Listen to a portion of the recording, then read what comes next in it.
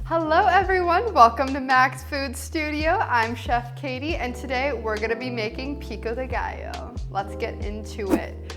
Super simple, all you need, 1 white onion. I'd recommend you go with a smaller size, 1 lime, zest and juice, and then we have 2 Roma tomatoes.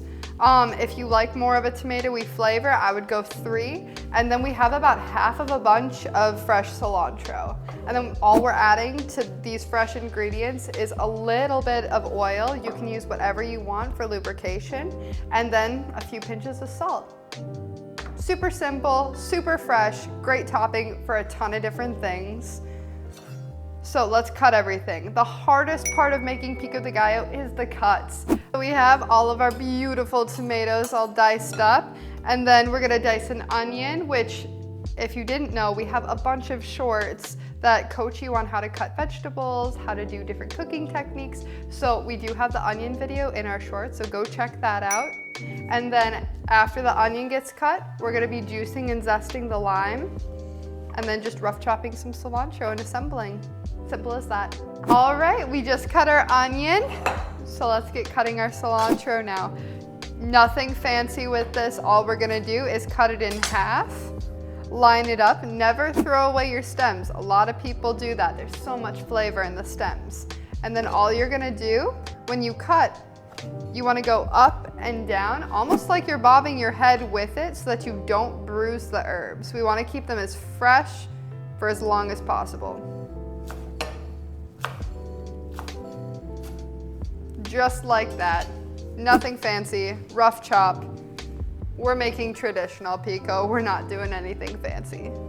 All right, the next thing to do is to squeeze the lime, or zest the lime first. So we're gonna be placing our microplane just over the top of the bowl, and then taking our lime and going up and down the lime. And I'd say, like, if you get maybe a quarter of the lime zested, that's usually pretty potent for one batch of Pico de Gallo. Some people like more. All right, after you tapped out your microplane, now we're gonna juice the lime. So if you don't have a juicer at home, there's lots of fun juicers out there, but you can also just cut it in half, quarter it, and then down the center of the lime, we're actually just gonna take the knife and score it. It's gonna release a lot of the juice and make it a ton easier for you to just get it out with one hand. And then if you're like me and you're like, I don't like wasting my citrus peels, what can I do with them? Limeade.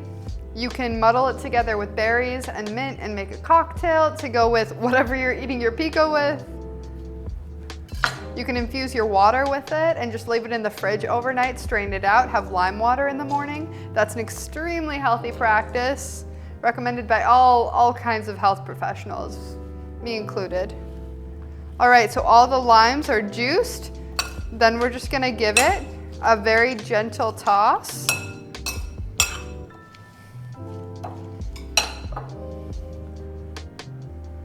And then we're gonna add in a little bit of oil. We don't need a lot. We're just looking to lubricate the vegetables. We really wanna maintain that freshness.